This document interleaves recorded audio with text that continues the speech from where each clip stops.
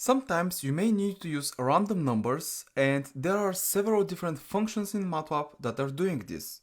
Let's start with the most basic way of generating random numbers. We are going to do this with the rand function. This function generates floating point numbers between 0 and 1. So let's see it in action. Rand, open brackets, and as you can see, this function takes a lot of arguments, a lot of different arguments, but we're only going to give it 2 arguments. The 2 arguments that we're going to give it will specify the size of the vector that we want to generate. The first argument is going to be 1, always going to be 1 if you want to work with a vector, because these 2 values specify the size of the vector. Since vectors are one-dimensional, they have only one row. This is why we start with a 1. And the second value is going to be how many elements you want to have in the vector. So if you want a vector with 10 random values, you're going to use 10, like this. Let's run it. And you can see that we get 10 different values of our floating point numbers, 0 point something between 0 and 1. If you want to generate numbers in a different range, for example between 10 and 20, we have to use an equation since the rand function has no built-in way to do this. So let's set it equal to random numbers equal to. Now the equation is the following. We have our starting point, which is 10, plus, we open brackets, 20 minus 10, so this is the end point minus the start point, and multiply that by the random function, like this. Let's run it and see if this is going to work. And it's working. We have 10 floating point different random numbers between 10 and 20. If you don't use this equation, the rand function will always generate numbers between 0 and 1. So if you want a different range, you have to use this equation. To make it a bit more understandable and segmented, we can extract these values into separate variables. So we can create a starting point, so fp start, fp for floating point. So we're starting from 10, fp end, ending at 20, fp num of numbers. This specifies how many numbers we're going to have. So let's change it to something else. Let's change it to 16, and we are going to now replace all these magical numbers here. Magical number is a number that is not self-descriptive. You should always extract magical numbers into variables. So this is fp start, this is also fp start, this is fp end, and this is fp num of numbers. Now if I rerun this code, it's still working, but we now get 16 values. Now if you want to change the range, all you have to do is change these 2 numbers here. If you want to change the range to 100 and 200, this is how you do it. Now enough with the floating point numbers. Now let's document it. So floating point random numbers generation. All right. Now, the next thing that we're going to look at is how to generate integer numbers. Integer numbers are whole numbers. These are the numbers that are that don't have point something. So integer numbers. Integer random numbers generation. So we have a different function for these numbers, and this function is called rand I, I for integer. Open brackets. Again, we have many arguments that this function can take, but these arguments are a bit different here. With the rand I function, we are able to define the ending, so our maximum number in the first argument of the function. So all numbers will be generated between 1 and that ending number. So if we want to generate numbers between 1 and 20, our first argument will be 20.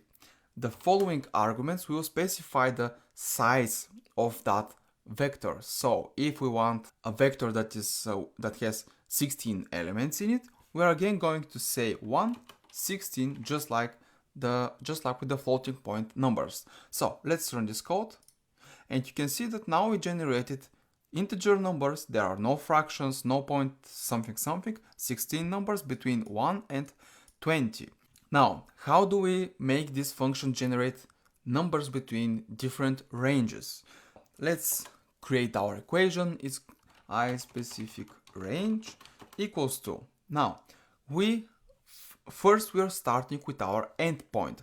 So if we want to end at 100, we're going to start with 100 minus the function round I, and within the function we are going to specify our starting point, but in the forms of the equation the starting point will be the endpoint minus the start point. So if we want to generate numbers between 50 and 100, we have to say 100 minus 50.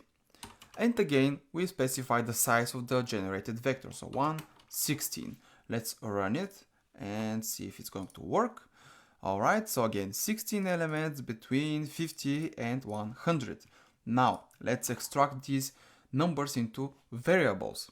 So, I'm going to create I start equals to 50, I end equals to 100, I num of numbers equals to 16.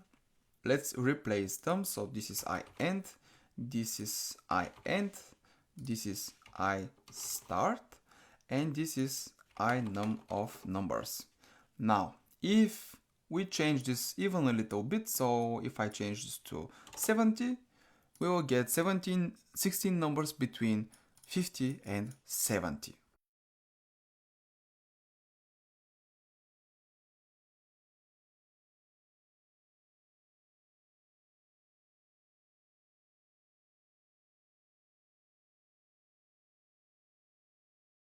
And finally, I want to show the randPerm function, which will generate random non-repeating, this is the key, non-repeating integers between 1 and the first argument that we give it.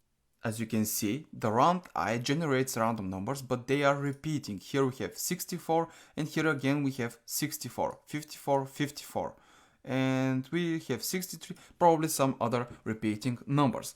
If you don't want to have repeating random numbers, you have to use the randPerm function. Now let's see it. So integer non-repeating random numbers generation. Now randPerm open brackets, and this function takes only two arguments. The first argument specifies the endpoint, so the maximum value that you want to have, and the second, how many numbers you want to have. So if we say 20 is our maximum and we want 10 numbers and we run it, we get, let's suppress this, we get 10 numbers between 1 and 20, but none of them is repeating. This also means that the second argument, the number of numbers that we want to get, cannot be bigger than the maximum number. So if I want to generate 21 numbers, this is going to give us an error, because this number must be less than this. So we have to be like this.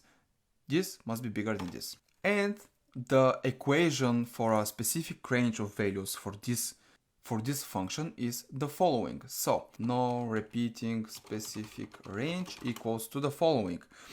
Our starting point, so let's say that we want to start from 10, then we add the function to that starting point, and the first argument of the function is our endpoint minus the starting point. So if we want between 10 and 50, it's going to be 50 minus 10. And let's run this. Alright, it's working. We are between 10 and 50. Now, let's extract this in variables. So, no rep start equals to 10, no rep end equals to 50, no rep num of nums equals to 21. Let's replace them. Start, and number of numbers. Alright, and this is our final equation for our non-repeating random integer numbers. Random, let's run it.